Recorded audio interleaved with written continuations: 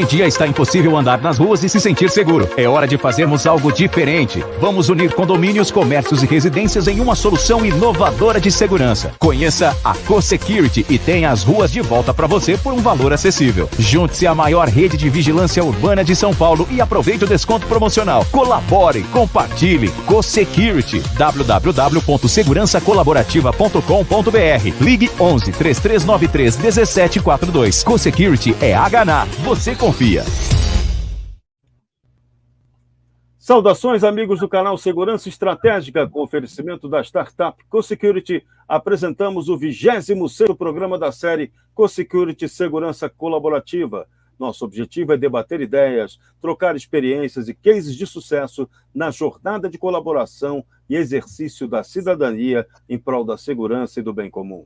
Nosso tema de hoje será a prevenção e combate à violência doméstica e familiar em condomínios. Participam dessa edição Maria Isabel da Silva, jornalista, pedagoga, pós-graduada em docência do ensino superior, membro colaborativa da Comissão Especial de Privacidade e Proteção de Dados da OAB São Paulo, gestora em negócios imobiliários, avaliadora de imóveis, Cadastro Nacional de Avaliadores Imobiliários, gestora em projetos sociais, mediadora pelo Instituto dos Advogados de São Paulo, o IASP, professora de diversos cursos nas áreas condominial e imobiliária, idealizadora do Instituto Encontros da Cidade, o IEC. Também participa conosco o Dr. Cristiano de Souza Oliveira, vice-presidente da Associação dos Advogados do Grande ABC e representante do Estado de São Paulo na Comissão Especial da Diretoria Condominial do Conselho Federal da OAB, membro da Comissão de Advocacia Condominial também da OAB São Paulo, bacharel em Direito pela Faculdade de São Bernardo do Campo, advogado e consultor jurídico condominial há mais de 26 anos, pós-graduado em Direitos Humanos, Responsabilidade Social e Cidadania Global pela PUC do Rio Grande do Sul, mediador judicial e privado, cadastrado perante o Conselho Nacional de Justiça e o Tribunal de Justiça de São Paulo. Também integra o quadro de câmaras de mediação e arbitragem no campo de direito condominial, imobiliário e empresarial. Capacitado como mediador e conciliador social pela PUC, multiplicador em certificação de mediadores pelo SEBRAE, capacitação em resolução de conflitos para representante de empresas pela ENAM, do Ministério da Justiça. Certificado profissional em neurociência pela PUC do Rio Grande do Sul, certificação de liderança, capacidade de aprender e resiliência pela mesma universidade. Então, esse currículo é um currículo impressionante. Também, ele é autor do livro Sou Síndico, e agora? Reflexões sobre o Código Civil e a vida condominial em 11 lições, editado pelo Grupo Direcional em 2012. Parabéns pelo currículo. Também conosco nessa noite, Marcel Bussolin Marques, gerente de relacionamentos institucionais da startup CoSecurity, economista pela Universidade Mackenzie, oficial R2 de Infantaria, foi um dos responsáveis pela implantação do programa City Câmeras na cidade de São Paulo, quando trabalhou na Secretaria Municipal de Segurança Urbana, e Cartiqueto, executiva de vendas do CoSecurity. A partir de agora, vamos conhecer novas soluções, discutir novas ideias e explicar as melhores práticas e estratégias de segurança colaborativa para a sua rua, para o seu bairro, unindo condomínios, casas, empresas e comércios num único propósito: segurança colaborativa. E o tema de hoje é super fundamental, super importante para as pessoas, a prevenção e combate à violência doméstica e familiar nos condomínios. Então, eu já vou dando meu boa noite para Isabel da Silva e Cristiano de Souza Oliveira. Como estão vocês?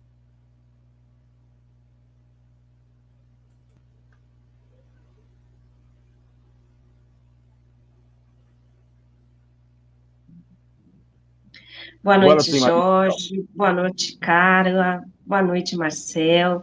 Desde já agradeço imensamente o espaço para debatermos um tema tão relevante, embora um pouco espinhoso, mas que a gente vai tentar trazer uma leveza para ampliarmos os nossos horizontes no que diz respeito à segurança condominial, no que diz respeito ao combate à violência doméstica familiar em condomínios. Agradecer também a presença de todos que estão aqui pelo canal do YouTube, Segurança Estratégica, o Josué Paes, que inclusive eu quero agradecer, ele é o presidente do CONSEG ali de Perdizes, a doutora Miriam de Santo André, que veio nos prestigiar, professor Teanes, Elizabeth, muito obrigada a todos que estão conosco, e passo a bola agora para o doutor Cristiano, que tão igualmente, tenho certeza, está contente com esse espaço para a gente falar desse tema muito, muito, muito, muito relevante para o meio condominial. Cristiano Souza, você chegou agora, chegou bem, tudo jóia? Cheguei bem com a ventania que a gente está aqui em São Paulo, fazendo a internet oscilar, mas estou aqui. Mas a gente sempre eu digo, né, com as bênçãos de Nossa Senhora da Conexão, né, vamos lá, começando mais um programa. Aí dá tudo certo, aí a internet para de tubar a gente, né? Tem que apelar para todos os santos possíveis e com certeza. Mas queria saber o seguinte, vocês criaram o Instituto Encontros da Cidade. Qual foi a inspiração de vocês para criar essa instituição? Isabel, pode falar também para a professora Roseli Schwartz, que está conosco, nos prestigiando. Bom, o anseio que o Instituto Encontros da Cidade teve, como dizendo assim, uma dor, né, que nós tínhamos, é justamente, Jorge, trabalhar com temas que às vezes são esquecidos, ou mesmo não são amparados no meio condominial, nos meios condominial e imobiliário, para que a gente possa trazer avante em eventos, em cursos. Nosso papel é estritamente voltado para a área educacional, né, social educacional. Então, a gente tem aí, quando eu falo estritamente, não limitando, de modo nenhum, mas no que diz respeito ao nosso compromisso com a qualidade educacional e social nos ramos condominial e imobiliário, justamente por ter esse anseio é que a gente montou o Instituto Encontros da Cidade, que está na ativa desde 2018 e que vem ampliando aí os nossos leques, tanto na parte de cursos, quanto na parte de grupos de estudos, para que possamos debater temas que às vezes esquecidos, ou como este tema que é um pouco espinhoso, ou um tema que às vezes é um anseio também da comunidade condominial, que a gente quer trazer à luz, quer trazer para que a gente tenha uma coletividade aí discutindo e debatendo para novos horizontes, né, que eu posso dizer aqui agora. Muito bom. Cristiano, qual foi a ideia? Por que chamar encontros? Gostei dessa palavra. Nós iniciamos com algumas reuniões no nosso escritório presencial, onde eram encontros mesmo de pessoas interessadas em conhecimento mais aprofundado sobre condomínio, em temas específicos, e chamando algumas pessoas de renome para informar, passar estas informações e conteúdos do que estava acontecendo, de como que eram cada um desses assuntos tratados no ambiente condominial. E daí a gente acabou traduzindo isso para encontros da cidade e permanecendo com esse tema e criando o Instituto Educacional Encontros da Cidade. Excelente. Então, indo direto, sem entretantos, direto para os finalmente, como diria meu grande mestre Dorico Paraguaçu, o que é, de verdade, o que é considerado violência doméstica e familiar? Pelo conceito da Lei Maria da Penha, que inclusive, Jorge, completou 16 anos no dia 7/8, podemos considerar a violência doméstica e familiar qualquer ação ou omissão baseada no gênero, né, que cause morte, lesão, sofrimento físico, sexual ou psicológico e dano moral ou patrimonial à mulher. É importante ressaltar que a unidade familiar, o conceito está ligado com ou sem vínculo, que é o que o doutor Cristiano, inclusive, pode, como advogado, complementar.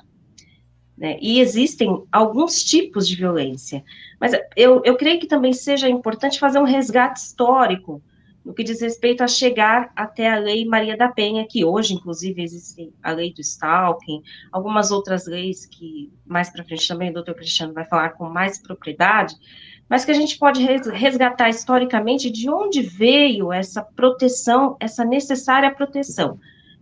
Em 1916, ainda era considerada, a mulher podia receber castigos, né? Ela recebia castigos físicos por parte do marido. Em 32 veio o voto para a mulher. Em 62 a gente tinha aí o conceito de mulher incapaz. A mulher ainda era considerada incapaz, ou seja, um contexto histórico, um contexto cultural em que eu não gosto muito da palavra do machismo estrutural, mas é um contexto que já vinha trazendo uma certa, digamos assim, preocupação com relação ao gênero feminino. E aí, isto foi tomando corpo de uma tal forma que, em 88, a Constituição Federal consagrou a igualdade entre homens e mulheres, né? E depois, posteriormente, eu não vou lembrar agora a data, o pátrio poder, né, que era utilizada essa palavra, pátrio poder, passou a ser denominado como poder familiar.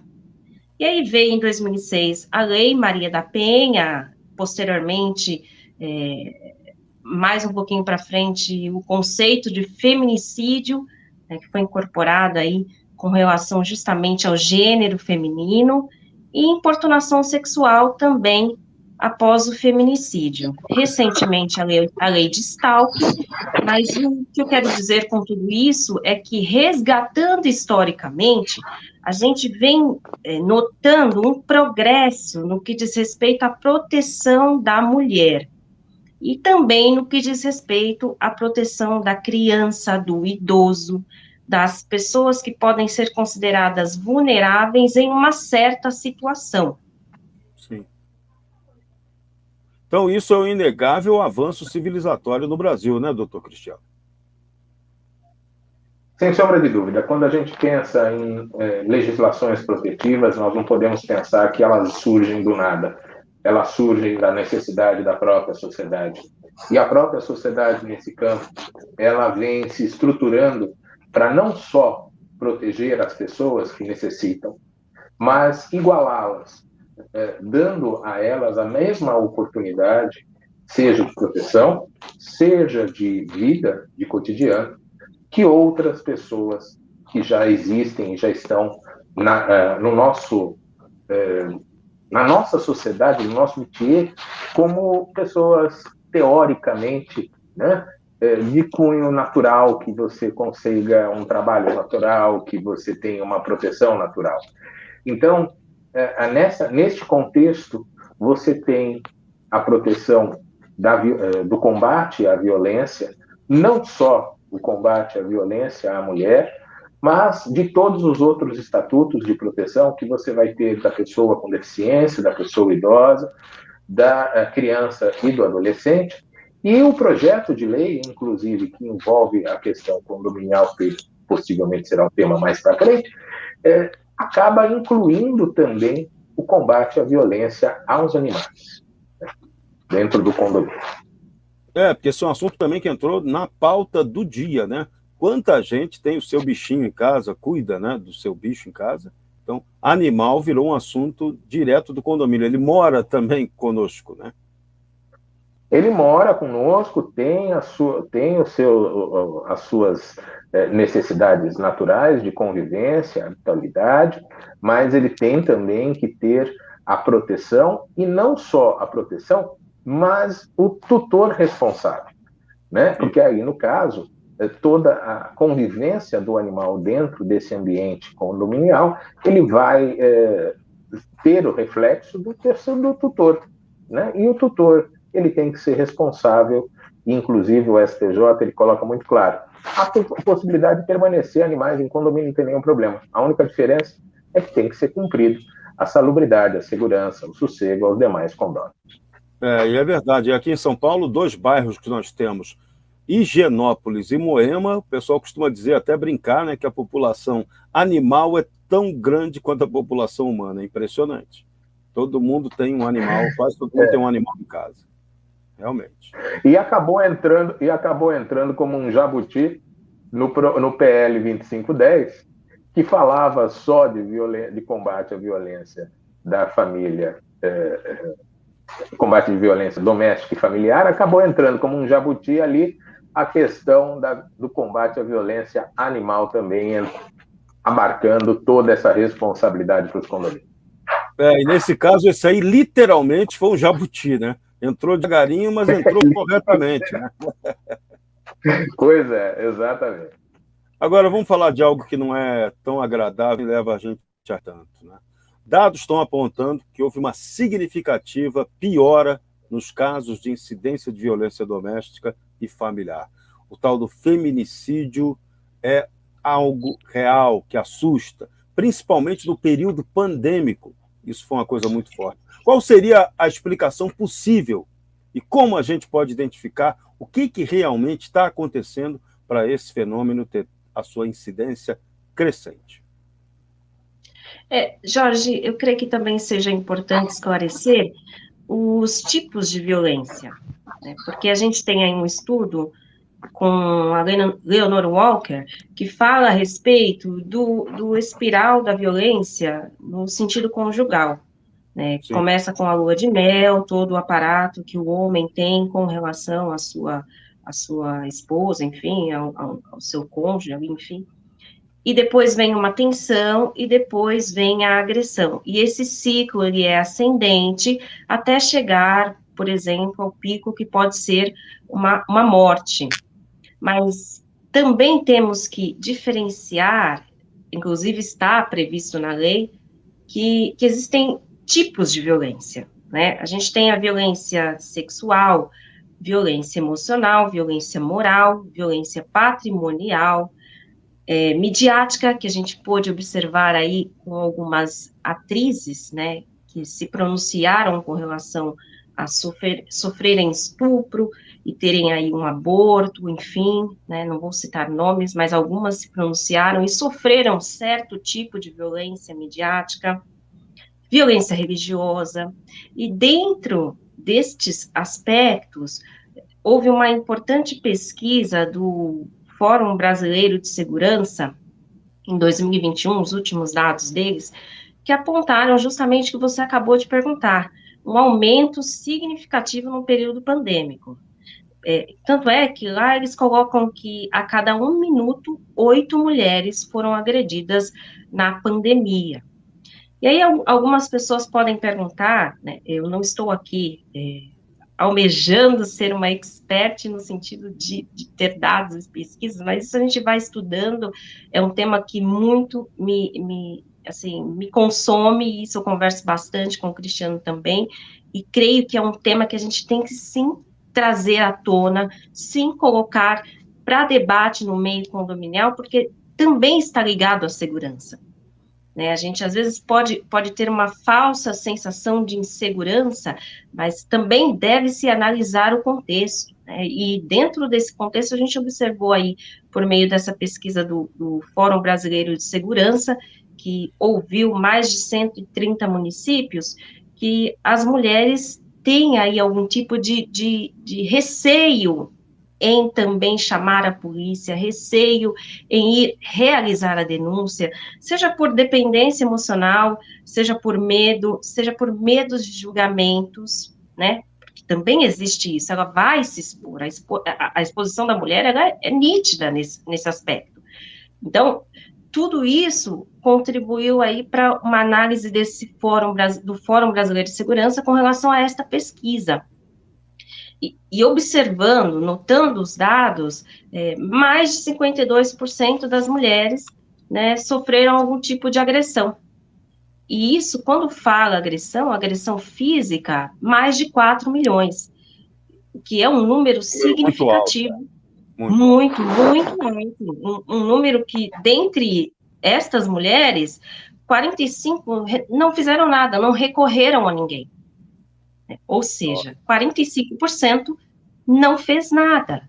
E por que esta mulher não fez nada? Ela encontrou um espaço, ela tinha acesso aos canais de denúncia, ela tinha um espaço possível, um possível vizinho, alguém que pudesse acolhê-la, que que tivesse chances de acolhimento, né, isso já seria cabível uma outra pesquisa, outras 21% buscaram familiares, outras 8% líderes de religiões e outras 13% amigos e amigas. Então, a gente observa aí que elas tiveram alguns caminhos, mas que também na pesquisa demonstra que elas são reticentes com relação a levar a sua demanda para uma autoridade policial. E aí eu coloco uma pergunta, né, faço uma pergunta aqui, será que a gente está combatendo no sentido de, claro, colocamos aqui um espaço, dialogando aqui nesse espaço, mas será que a gente, enquanto cidadão, a gente não está ali fazendo uma campanha, mas também não está percebendo que precisa, que é o que eu volto ali naquela parte do sociocultural, precisa de uma mudança de paradigma no que diz respeito à aceitação de que uma mulher, sim, sofre violência, e alguns tipos de violência. A gente teve aí uma quebra de um paradigma no que diz respeito à lei de Stalking, a violação da intimidade, né, que dantes, eu acho que até a Carla, não sei se ela pode aí compartilhar, mas parece que somos da mesma idade, se a gente sofresse algo no que diz respeito à violência, a violação da intimidade, talvez isso nos fizesse recuar, inclusive no sentido de estarmos num ambiente de trabalho, que dá ainda a entender que a mulher não tem tanto amparo assim, né? Eu posso falar com propriedade que já sofri, sim, assédio sexual no ambiente de trabalho, e eu recuei, porque naquela época eu não tinha conhecimento do que vem a ser exatamente um assédio sexual, ou até mesmo tivesse medo. A primeira impressão que eu tive foi, puxa, isso está acontecendo comigo? Né? E depois, opa, aconteceu. Opa, e agora, o que eu faço? Eu não posso falar com a minha chefe, eu não posso falar com o meu chefe. Quem vai me entender? Será que vão me interpretar de uma forma errônea? Será que vão interpretar de uma forma que eu perca o meu emprego? Então, percebe-se que há alguns tipos de entraves para a mulher que possa ser que estejam coligados aí com as questões dos motivos no período pandêmico, que inclusive exigiu um pouco mais de inteligência emocional, né? O lado emocional precisou ser maior trabalhado.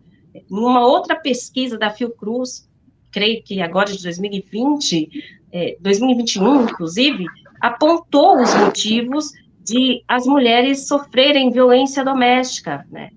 Um deles era um nível de estresse, outro, violência, convivência forçada, né? Foi obrigado a encarar alguns tipos de problemas que, às vezes, a pessoa estava fora de casa, não sabia que existia, né? Dentre outros motivos, está também a questão da diminuição da renda familiar, que traz preocupação.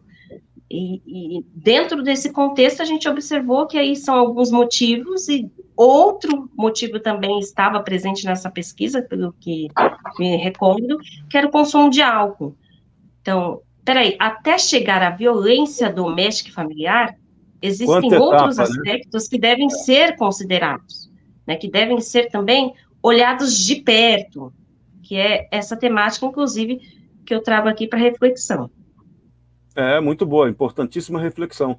Cristiano, vocês que lidam muito com mediação, por que os nervos andam tanto à flor da pele? Qual a percepção de vocês? O que vocês têm ouvido? A sensibilidade do ser humano, eu acho que a pandemia apenas aflorou um pouco mais, acelerou um pouco mais isso. Mas hoje nós vivemos uma sociedade que você não tem mais os 360 graus, ou 180 pelo menos, para você observar o mundo. Você tem só 90. Né? Basta você olhar as pessoas dentro do metrô ou andando na rua, elas estão só a 90 graus com o celular na mão, olhando só aquela tela. Isso faz com que elas, quando param de viver, né, daquele jeito, daquele olhar, elas começam a ver o que está em volta. E o que está em volta começa a aguçar outros sentidos. E o sentido de paz que ela estava procurando acaba não encontrando. Né? O silêncio, a tranquilidade, ela acaba não encontrando, porque as pessoas em volta vivem. A sociedade é dinâmica. Então, esta convivência com esta sociedade que existe, né? Então, você foi levado a ficar em casa. Em casa, você foi levado a morar dentro de um condomínio antes. Então, você foi levado na pandemia a ficar em casa, que está dentro de um condomínio. Só que você saía de manhã e chegava à noite. Você não sabia nem que tinha vizinho. Você não sabia nem como funcionava o prédio. E nestas condições, você tem uma situação de perceber que existem pessoas que fazem barulho. E que não são barulhos que vão te incomodar naturalmente. São barulhos do cotidiano. Só que como você está com mais sensibilidade, porque você está num ambiente que não era seu, apesar de ser sua casa, você acaba se incomodando mais. Né? Existe até aqui um filminho, né, do Bruno, que é italiano, há muitos anos atrás, na década de 90, que ele fala sobre, ele trata essa questão de convivência dentro de um condomínio, de conflitos que ocorrem dentro de um condomínio, e um avião passando em cima deste prédio. Né? Ninguém se incomoda com aquele avião passando, mas todo mundo se incomoda com o vizinho do lado, porque é um barulho que não é natural para ele. Né? Então, essa condição acabou afetando muito a sociedade. Só que nós temos que observar também o seguinte, a nossa mídia, ela dá muita informação e pouco conteúdo. E nesta de dar muita informação e pouco conteúdo, vêm as informações, principalmente de violência contra a mulher, mas violências físicas. Dentro de um condomínio, nós estamos num ambiente social onde você não vai ter só a questão de violências físicas, e não vai ser só contra mulheres, por isso que a legislação é protetiva também para outros setores, para outras pessoas. E nesta condição, você tem algumas situações que também são violência. Por exemplo, o abandono. Seja de idoso, seja de criança não acompanhada durante o dia ou durante a noite. A questão, muitas vezes, de você tirar o dinheiro daquela pessoa idosa. Hoje tivemos na notícia, na mídia, aquele atrocidade de uma família que a filha deu golpe na própria mãe. Né? Isso, não era uma família pobre, esse é o detalhe. Né? Um dos quadros dela valia 250 milhões de reais. Não foi um casinho qualquer, briga de pobre da favela. Né? Não, mas a sociedade não se envolve com a questão financeira nesse sentido de comportamento. Não há diferenças comportamentais só existe a brincadeira, né, que se fala, só existe o tipo de cachaça. Um é cachaça e o outro é uísque. Mas é a mesma condição, são os mesmos problemas. O álcool é o mesmo, a graduação. O álcool é o mesmo. Né? E a questão social é muito problemática.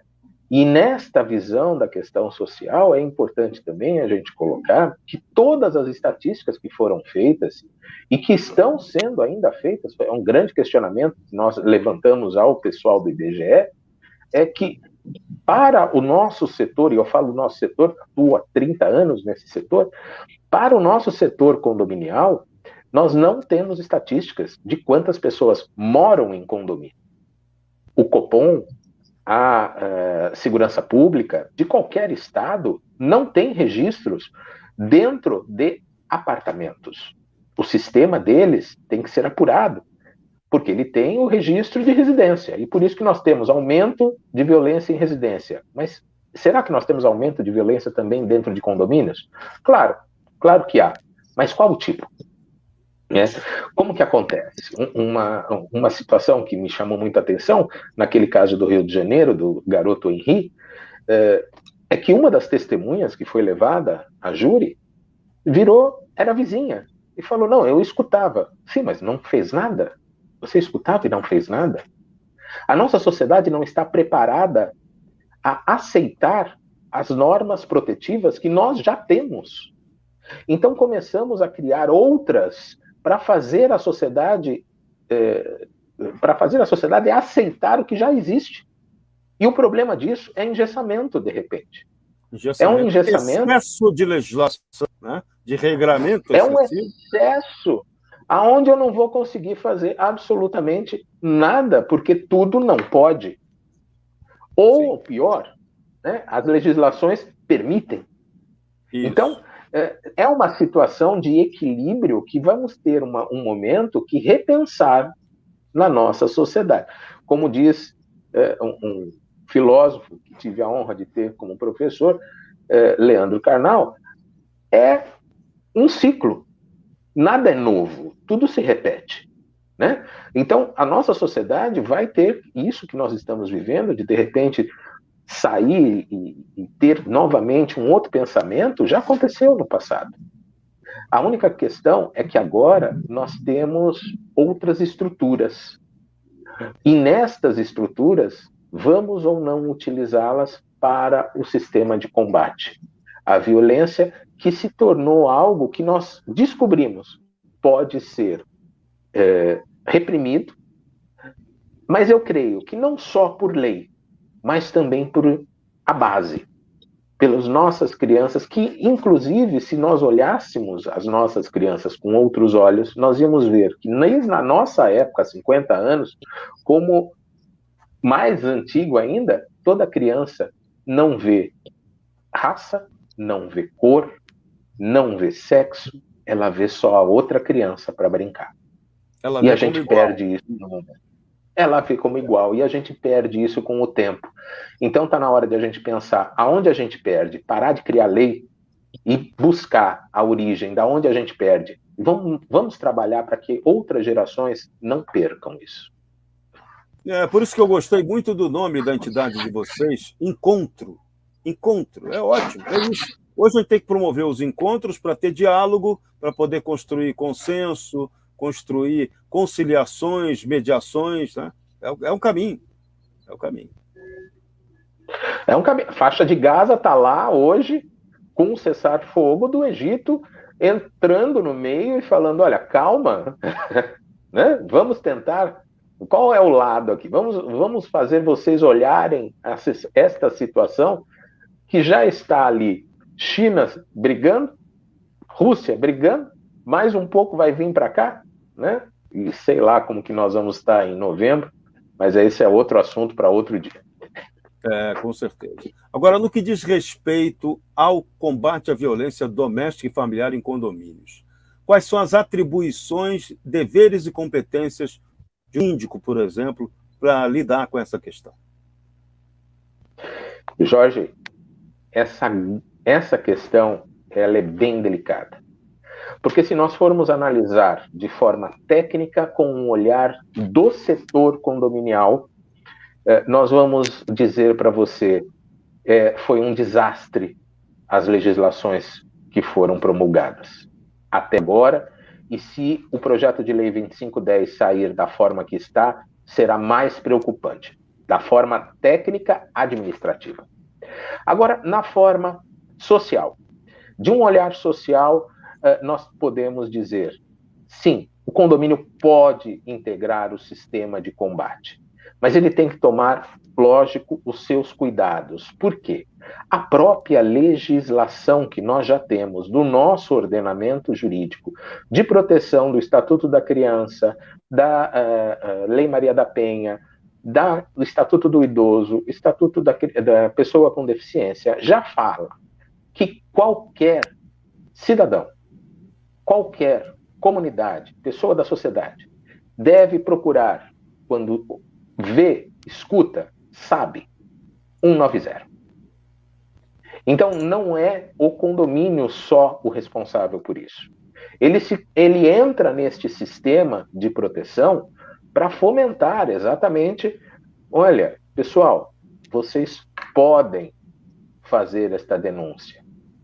Agora, algumas legislações estaduais e municipais, inclusive o PL 2510 do Congresso, eles acabam incluindo o condomínio neste sistema não só para isso, mas com a obrigação de fazer esta denúncia.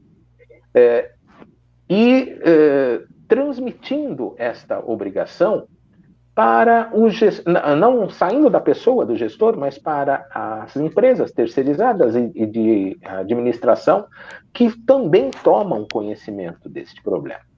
Sim. E aqui a gente agora aí entra com uma outra reflexão. E o que nós fazemos com a lei que já existe, que fala que é todo mundo? Então, Jorge, antes de você ligar para o síndico, liga para 190, se você escutou o seu vizinho tendo problemas, né? Então, mas a gente tem que tomar cuidado, né, com essa questão. E é um cuidado, como fala, uma sintonia muito fina, para também não derrubar. Nós não queremos derrubar o sistema. E para tomar cuidado, para não entrar, para você não cometer um crime moral também, praticando uma denunciação caluniosa, por exemplo, que não é verdadeira. Eu já escrevi um texto falando na hora de denunciar objetivamente, né? Eu escrevi um texto falando que a única coisa que falta na legislação é abrir a oportunidade de se pedir desculpa. Né? Se errou, desculpa. Sim. Por quê? Porque nós temos pontos fora da curva que podem ser observados como agressão aos olhos não experientes e, na verdade, não o são. Mas é ponto fora da curva, claro que é ponto fora da curva. Né? Então, o sistema é exceção, mas havendo exceção, nós temos que tomar cuidado.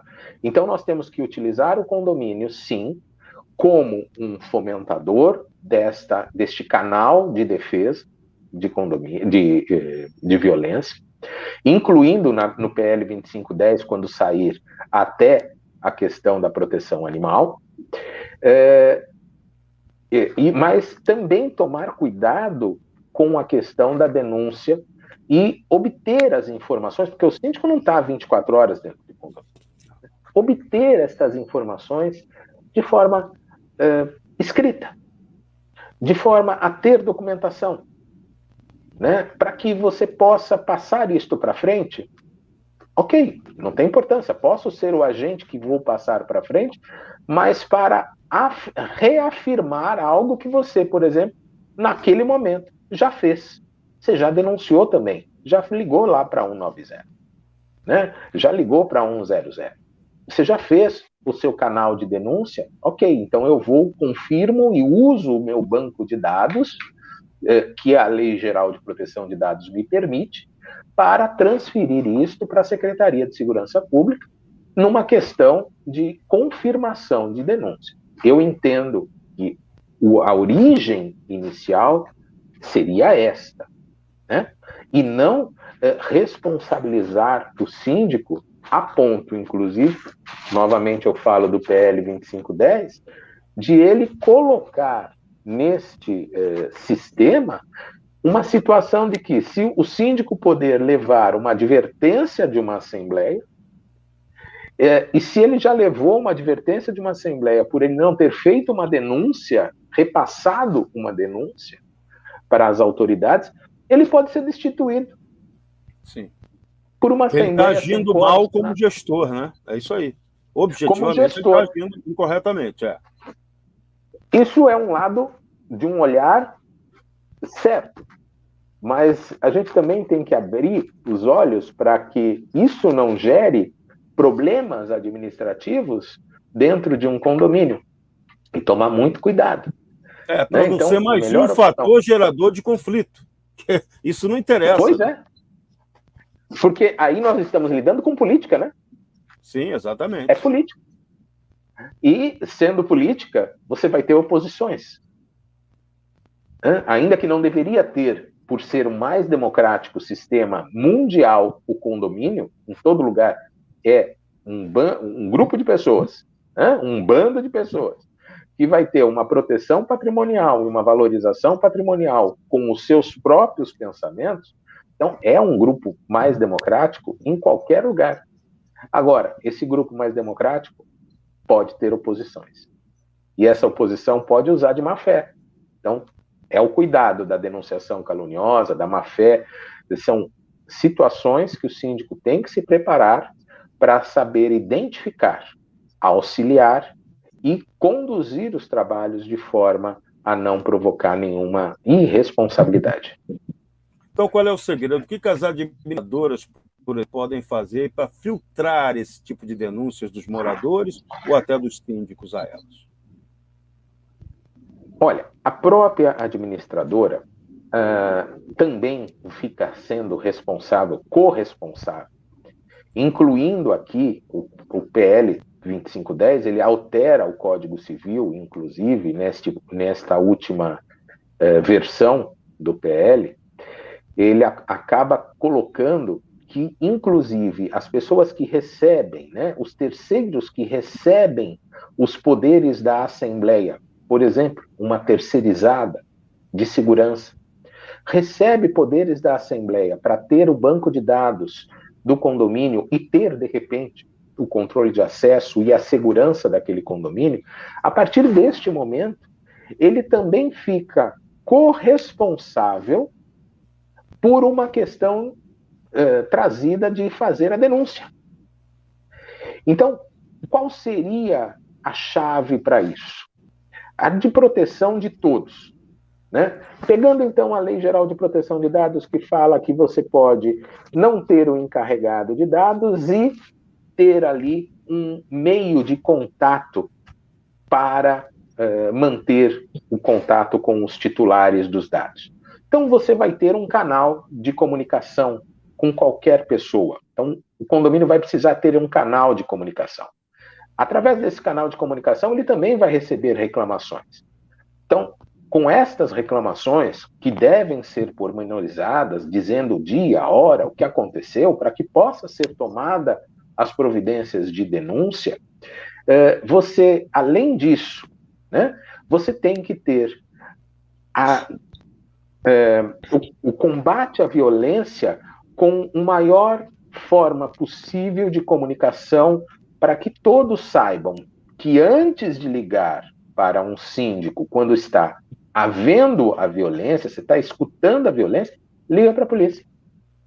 Isso. Né? Depois você avisa, sim, o síndico. É o mais certo, você liga para a polícia. Mas eu não sei de onde está vindo, não importa, você está ouvindo a palavra socorro? Você está ouvindo gritos? Ou você está vendo uma família que deixa um idoso sozinho?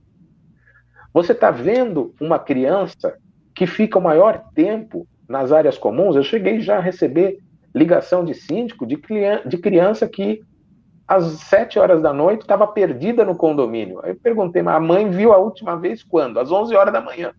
Falei, pergunta se a criança foi comer, né? Em algum lugar? Por favor. No mínimo, né? No mínimo. No mínimo. Então tem situações... Até porque é ação ou omissão, né? Que diz respeito também à parte de responsabilidade, a omissão conta como uma punição, né? Que pode ser punido pela omissão, inclusive.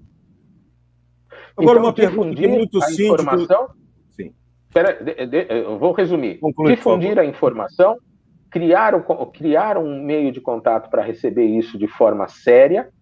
E o terceiro, treinamento em funcionários para saber, nesta gestão de crise, como trabalhar. Isso, cada um tem a percepção exata, profissional, né, do entendimento sobre o que realmente está acontecendo. Né? Isso aí o treinamento ajuda muito. Né? Agora, uma dúvida que é importante. Considerando aí a realidade condominial, o síndico deve ter aquele papel de apartar briga ou amparar pessoas que estão sofrendo algum tipo de violência? Isso na hora exata que elas acontecem? Como é que se dá a aplicação dessa lei, dessa ação do síndico na prática? Que cuidado que ele tem que ter para ele também acabar não infringindo a legislação? Então, e aqui a gente tem que seguir uma regra que eu aprendi no Corpo de Bombeiros. Não fui do Corpo de Bombeiros, mas aprendi com eles uma regra muito interessante. Você só consegue salvar alguém se você se salva antes. Então, para apartar uma briga, óbvio que você tem que entender o que está acontecendo ali e interferir sempre. Qualquer cidadão pode interferir nessa questão. Se você está sozinho, né, se você é menor do que aquela pessoa, chame outras pessoas e, sem sombra de dúvida, ligue para 190. Porque a polícia militar, é que está preparada para combater isto. Mas você, sim, como qualquer cidadão, pode socorrer uma pessoa que está em perigo. Mas com as suas cautelas, claro. Porque nós temos registros, sim, de situações de pessoas que foram apartar e acabaram por legítima defesa, cometendo um crime maior. Também temos isso, né? Por legítima defesa, a gente acaba cometendo um crime maior. É um caso, por exemplo, específico de uma colega que defende uma pessoa que foi apartar uma briga, recebeu do agressor uma violência também e acabou no desafeto sacando uma arma. Não. Então, a gente tem que ter controle, sem sombra de dúvida, rapidamente resposta com o apoio da equipe de chamar 190 e, lógico, dar o socorro necessário àquela vítima naquele momento.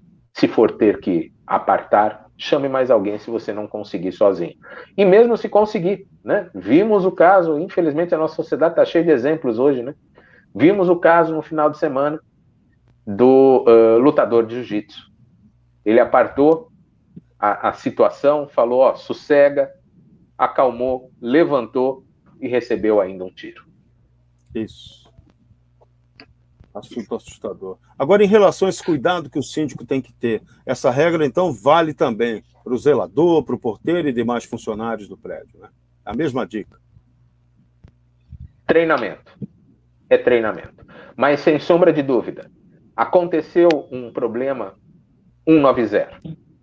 Ah, mas não era sussurros amorosos, se for uma violência física. Bom, então vai falar com o sargento da polícia da viatura que vai aparecer, que é sussurros amorosos. Eu ouvi a palavra socorro. Eu senti que eram gritos aflitos, né? Então, deve-se procurar, sim, tomar qualquer cidadão, incluindo aqui a equipe que trabalha dentro de um condomínio, treinada, que esta é treinada para isso, um síndico, se for o caso dele chamar. Ele pode impedir o acesso, né, nesse momento, o acesso de um agressor. Se ele perceber como socorro, ele pode impedir este acesso e chamar 190. É sempre, eu tenho que colocar a polícia militar nessa jogada, né?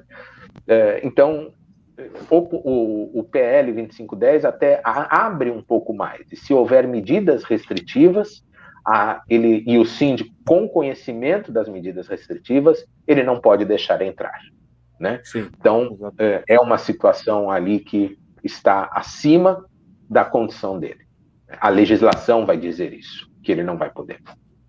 Com relação à segurança condominial, como é que ela pode contribuir para essa diminuição da violência doméstica e familiar nos condomínios e atuar diretamente nesse tipo de trabalho, né? Você disse tudo.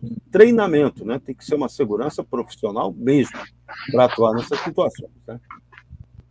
Eu acho que cada dia mais aquela terceirizada que não tem endereço fixo, né?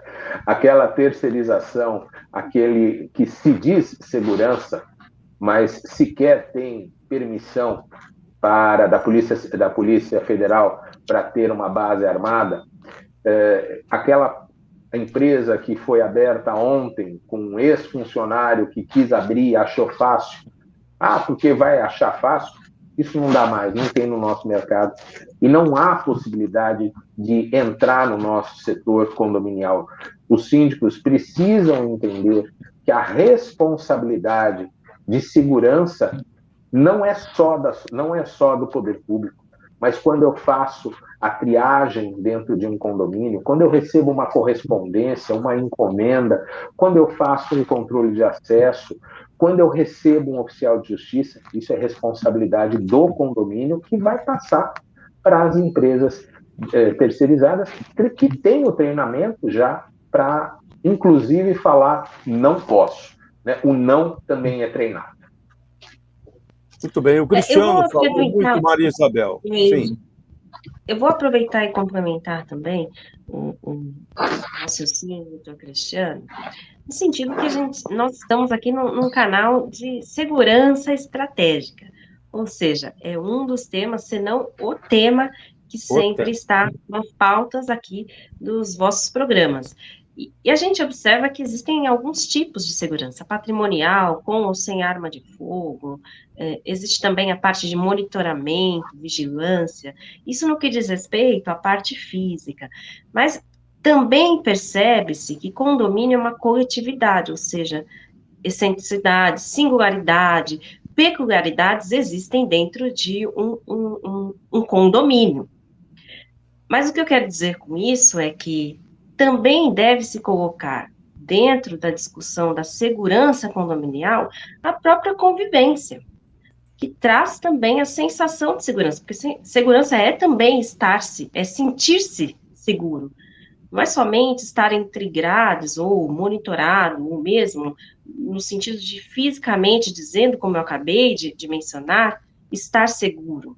Mas a sensação de segurança de um condomínio também é preocupação de todos, inclusive do síndico.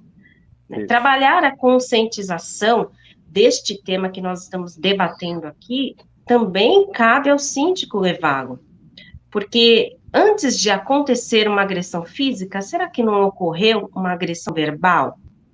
Será que não foi falado antes, mais alto, tal e tal pessoa? Será que antes de deixar um idoso abandonado dentro de um apartamento, não houve ali indícios de que realmente ele estava sendo mal cuidado? Será que antes de acontecer de uma criança ser espancada e ter aí problemas no que diz respeito, problemas que abrangem o Estatuto da Criança e do Adolescente, já não houve indícios que demonstraram isso? Então, esse aperceber-se do condomínio que tem essa imensa singularidade também faz parte da segurança, né? Observar isso, que a gente está debatendo, inclusive, é o tema, né? Prevenção e combate à violência doméstica familiar.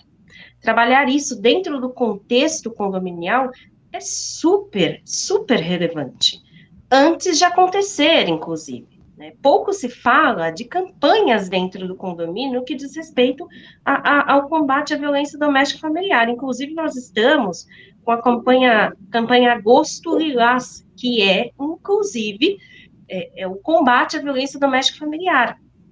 E pode ser uma oportunidade de trabalhar-se isso dentro do condomínio.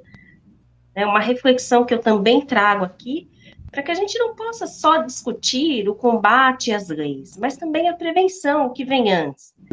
Será que não teve indícios antes que poderiam ter sido percebidos? E aí vem o que o Cristiano falou, né? A pessoa estando treinada para aquela situação, ela tem melhor condição de agir preventivamente, né? Exatamente. Agora, com relação aos canais de denúncia, quais são os canais de denúncia disponíveis hoje para tratar, para a população poder atacar essa questão grave da violência doméstica? Além da PM, 180. e o Cristiano 190. 190, 180, que é especificamente para este tipo de atendimento. Existem diversos aplicativos que notavelmente já trabalham com ou com medida cautelar, que a mulher já possui essa medida cautelar, isso eu digo no que diz respeito ao combate à violência doméstica familiar, mas neste caso, especificamente para a mulher, que já possui uma medida cautelar, que é o está acontecendo, que inclusive tem um GPS, né, a gente consegue colocar um endereço lá, e quando aciona-se, existem 3 tipos, né, de disparo de emergência. Quando aciona-se o disparo de maior gravidade, a polícia militar já é acionada também, automaticamente por meio desse aplicativo, tendo a mulher uma medida cautelar. Existem outros aplicativos de ONGs, organizados pela sociedade civil, que também abrangem este tipo de perigo, né, já sendo um canal de denúncia. Obviamente que a lei menciona, se não me falha a memória, a respeito da organização de assistência social, menciona a parte do SUS e também da segurança pública. Então, a mulher tem aí diversas possibilidades, e obviamente com a nova lei do Henri, tem outras possibilidades no contexto familiar, para que possa ser atendida no seu pedido de socorro. Mas isto, eu volto a falar, como disse a minha fala primária, que a gente tem aí um contexto sociocultural, até essa denúncia, a coragem da mulher, o amparo da mulher, poxa, porque às vezes ela está ali e ela é sustentada pelo marido, pelo seu agressor. E às vezes ela tem filhos que também são sustentados pelo agressor. E aí, como é que fica? Ela pensa 3, 4, 5, 6 vezes antes de denunciá-lo. E quando denuncia, e que ali inicia-se um procedimento, a mulher pode depois pensar outras vezes, falar, poxa, não posso continuar, porque ele é quem me sustenta. Como é que fica o amparo? Isso também é uma discussão acalorada, que a gente tem tido aí nos espaços civis, no que diz respeito também ao amparo da mulher posterior à denúncia. É o que deve ser relevado. É interessante aqui a gente marcar o 190, 180, 100 também, que é o órgão de denúncia de violência doméstica do Ministério da Família. Nós temos, além disso, a própria DDM, né, a Delegacia de Defesa da Mulher no estado de São Paulo, em outros estados também. Aqui no município de São Paulo, a GCM tem também a inspetoria, tem também uma visão para essa questão de violência e acompanhamento também no socorro, se for o caso. A questão do Conselho Tutelar de Criança e Adolescente, a questão do idoso, o Ministério Público, a própria Ordem dos Advogados do Brasil, também ela está no mesmo nível que o Ministério Público pelo Estatuto da Criança e do Adolescente, para poder fazer esta defesa, e a pessoa com deficiência, todos os órgãos aqui que nós já falamos, também estão preparados para isso. Né? Então, e esse aplicativo...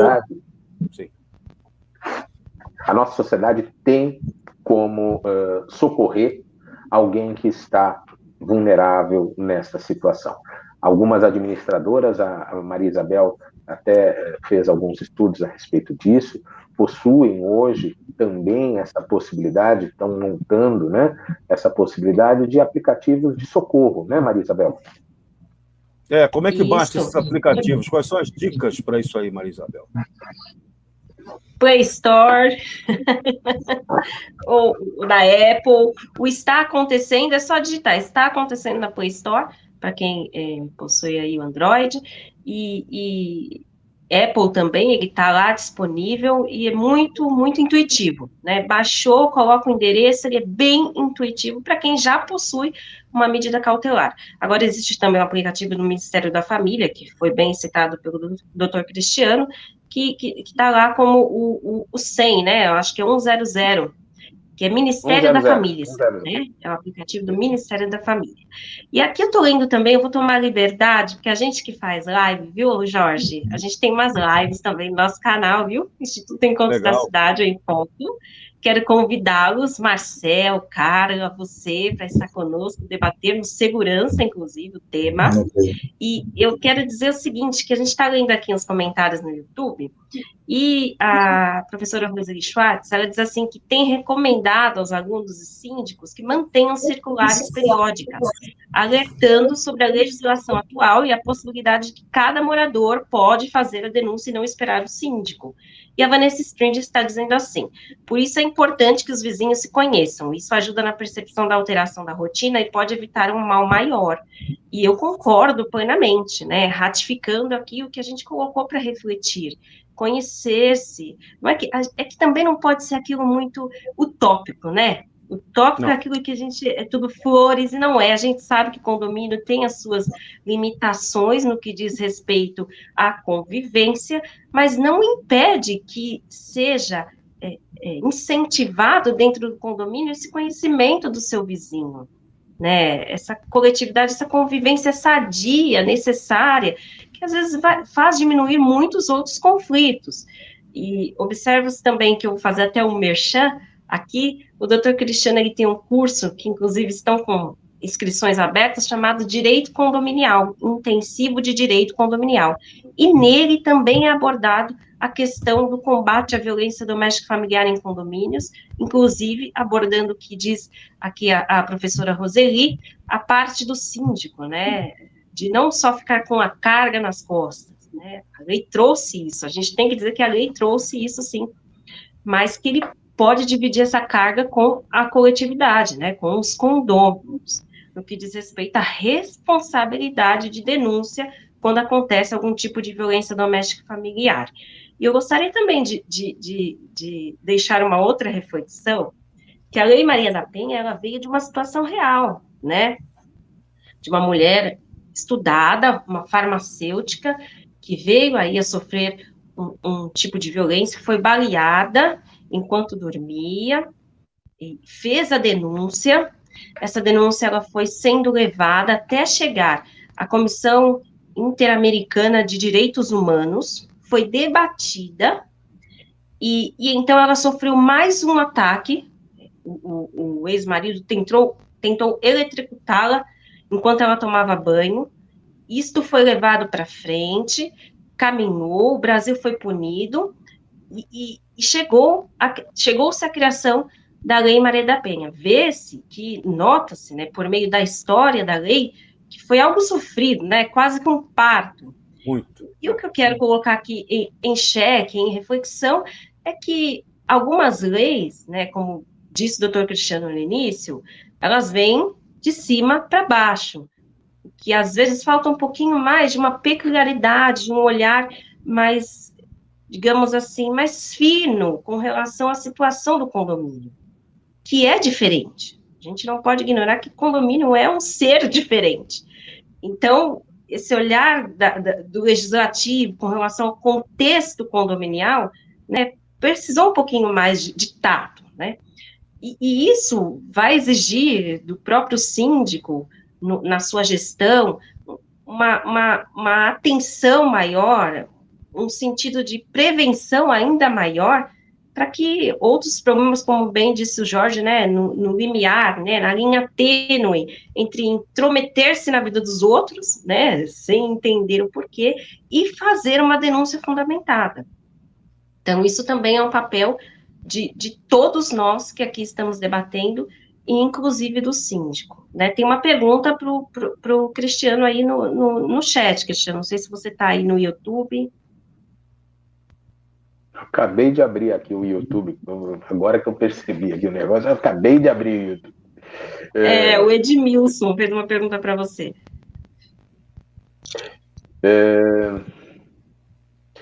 As posições do síndico morador que tem um envolvimento intenso com o condomínio e o síndico.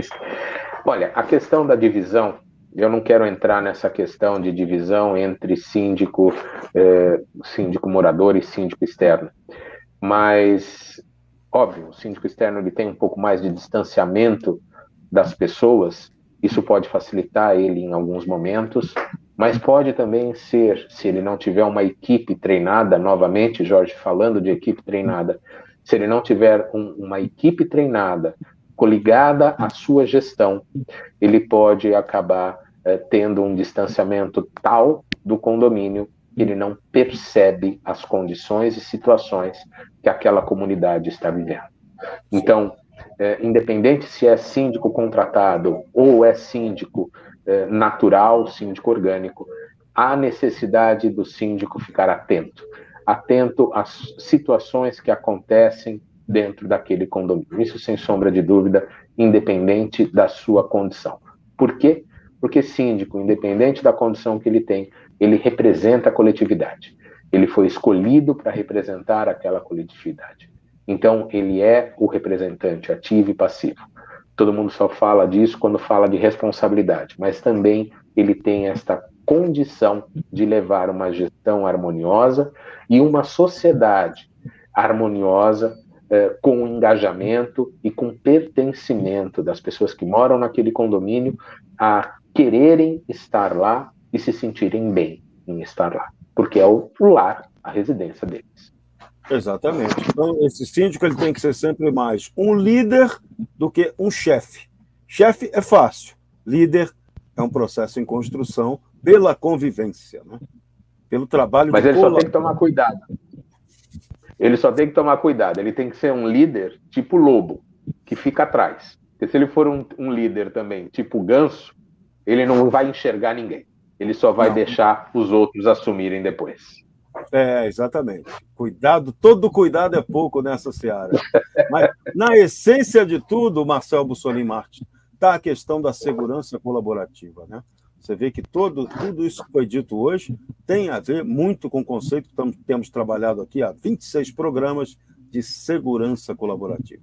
E a sua sensibilidade tem contribuído muito para que esses debates tragam para essa questão de que todos no condomínio têm o seu papel na segurança, têm o seu papel de harmonizar aquele local. É isso.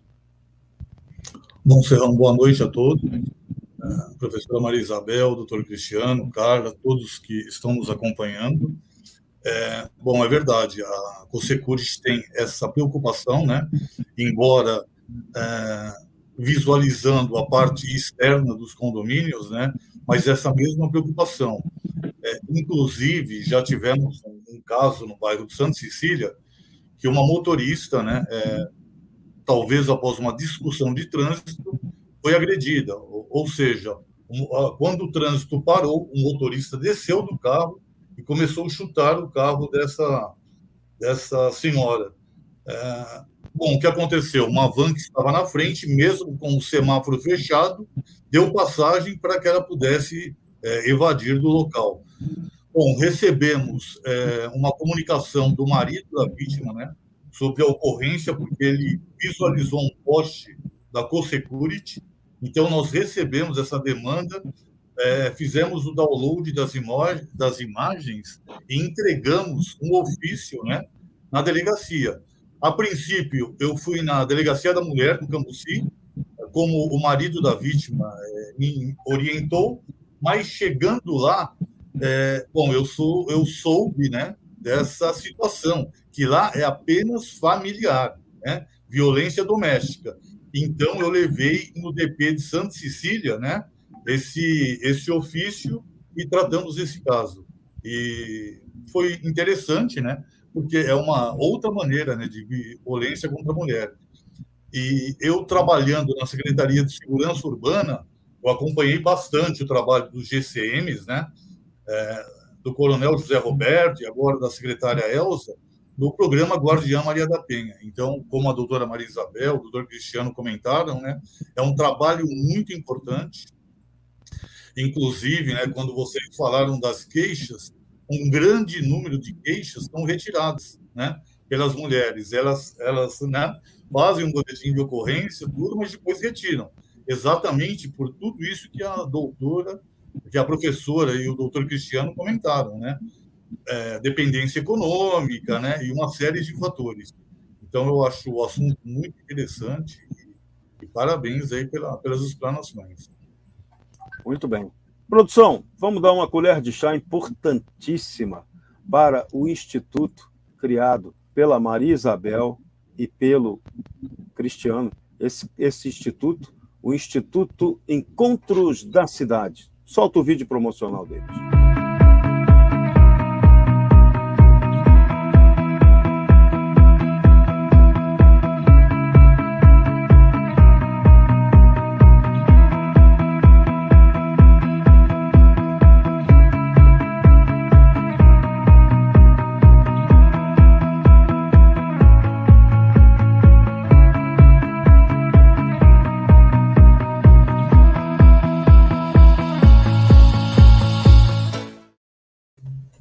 Dado o recado, quem quiser falar com vocês, como é que faz?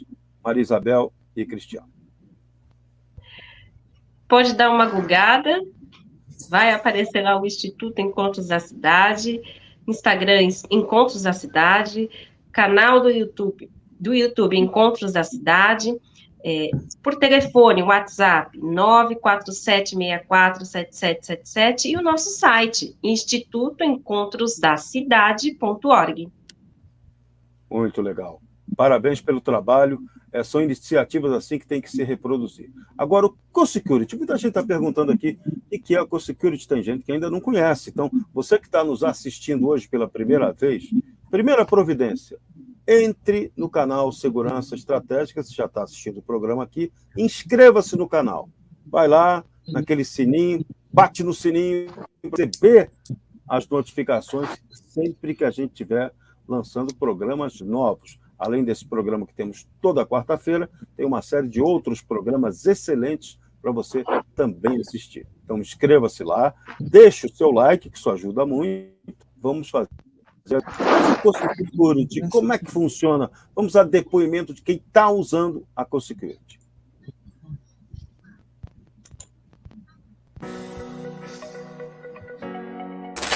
Eu contratei a CoSecurity porque eu precisava garantir a segurança dos meus clientes. Então, como moradora e empresária do bairro, os índices de criminalidade subiram muito e eu precisava que os clientes entrassem no coworking, saíssem do coworking com segurança. Estava correndo risco de perder clientes por esse problema. A diferença entre ter o meu sistema de câmeras, mesmo que voltadas para a rua, e o sistema da CoSecurity, é que, além de ser mais ostensivo, então os postes, as câmeras são mais ostensivos para os bandidos, elas são conectadas. Então, qualquer coisa que aconteça, eles conseguem seguir o caminho que o bandido faz e ter acesso a todas essas imagens de uma forma muito mais rápida e mais eficiente.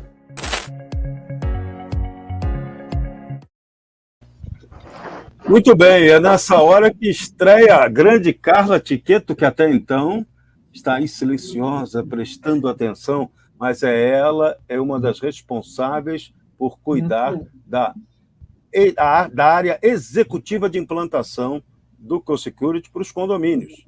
Como é que a gente faz para implantar? Quanto custa? Conta para a gente esse mecanismo, como funciona, Carla. Nós temos 2 produtos, né? Primeiro, boa noite a todos, né? Nós temos 2 produtos, né? O Tower, que é composto por 3 câmeras, 2 laterais, uma frontal, e o Compacto, que são 2 câmeras. Para fortalecer a segurança externa, né? Ampliando a rede de segurança, inibindo qualquer rede suspeita. O Tower, a instalação dele, ele está R$ 1.099. E a mensalidade, R$ 749. O compacto está R$ 599, sendo a mensalidade R$ 389. E o que é que precisa no condomínio para poder instalar esse sistema da CoSecurity? Então, no condomínio, a gente precisa só de um cabo de rede e um cabo de energia até os equipamentos. E tudo isso instalado na parte interna do condomínio, é isso? No recuo, mais próximo da calçada, mas no recuo do condomínio. Isso, não é na rua que fica no recuo do condomínio. Não é na rua, é no recuo do condomínio. É legal. Voltado para a rua, perímetro urbano, mas é dentro do recuo do condomínio. Então, quem quiser mais, www.cosecurity.com.br e os telefones para contactar você, Carla. Quem quiser aí, síndico que quiser conhecer a CoSecurity e procurar para saber se é viável instalar em seu condomínio, como é que faz? Pode entrar em contato com 93227-5669 e 3393-1742. Maravilha. O tempo passa, o tempo voa, a gente continua numa boa, mas ele é fatal, ele termina. Então, Maria, Isabel e Cristiano, o recado final de vocês. Bom, eu quero agradecer mais uma vez o espaço que vocês nos concederam, ao Marcel, que com muito carinho, com muita delicadeza nos fez o convite. Muito obrigada, Marcel. A você, Jorge, pela condução aqui da live, a Karen, a todos que estão por trás, a equipe, né, que está por trás aqui do canal Segurança Estratégica. Também quero agradecer o Edmilson, que esteve aqui presente conosco, ele que é um parceiro do Instituto Encontros da Cidade, no grupo de estudos. Agradecer a todos que estiveram aqui conosco, que realmente contribuíram. Olha aí, a doutora Miriam dizendo que é fã de carteirinha nossa. Nós é que somos fã sua, doutora Miriam. Né? Excepcional advogada.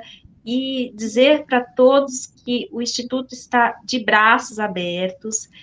Queremos, sim, receber novas ideias, como eu disse, novos horizontes.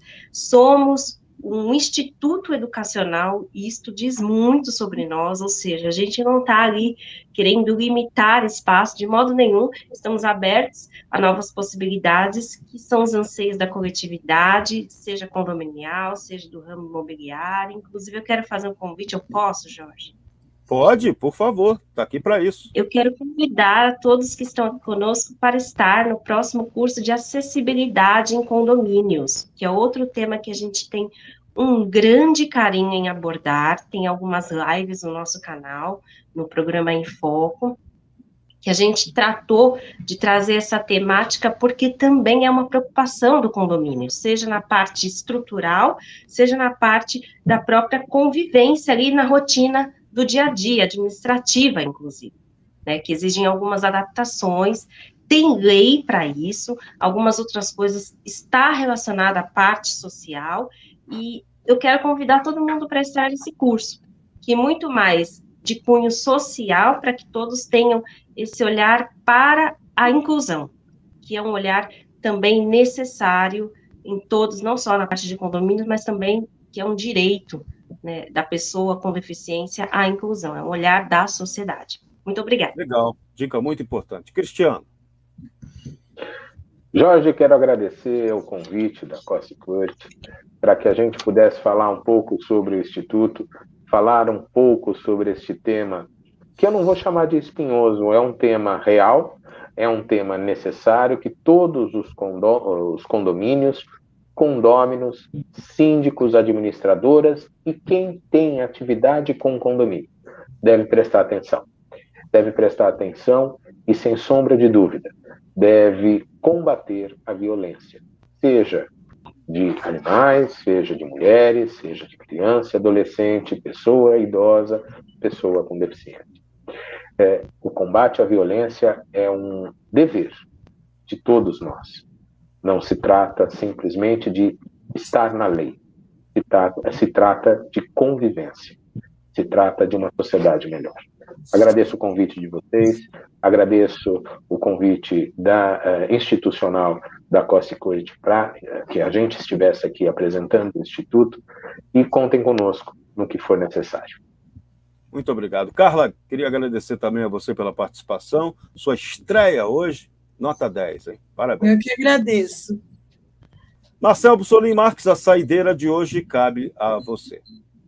Bom, Serrão, gostaria de parabenizar a professora Maria Isabel e o doutor Cristiano pela criação do Instituto Encontros da Cidade e agradecer em nome da COSSECURT a participação de vocês no nosso programa, que foi muito interessante, acho que é um tema muito importante aí para todos os síndicos, né, que nós temos uma relação bem estreita com os síndicos, eu acho que é um assunto muito importante. Muito obrigado. Maravilha. Então, terminamos mais um programa COSSECURT. Participaram dessa edição número 26, Maria Isabel da Silva e Cristiano de Souza Oliveira, Marcel Bussolini Marques e a Carla Tiqueto. A todos um grande abraço. A gente vai voltar quarta-feira que vem, 20 horas ou 8 da noite, se você quiser. Toda quarta você tem esse compromisso aqui conosco. Participe dessa discussão e desse debate que é relevante para a segurança colaborativa. A todos um grande abraço, fiquem com Deus e até mais. Hoje em dia está impossível andar nas ruas e se sentir seguro. É hora de fazermos algo diferente. Vamos unir condomínios, comércios e residências em uma solução inovadora de segurança. Conheça a COSSECURT e tenha as ruas de volta para você por um valor acessível. Junte-se à maior rede de vigilância urbana de São Paulo e aproveite o desconto promocional. Colabore, compartilhe. COSSECURT. www.segurançacolaborativa.com.br. Ligue 11 3393 1742. COSSECURT é HNA. Você confia.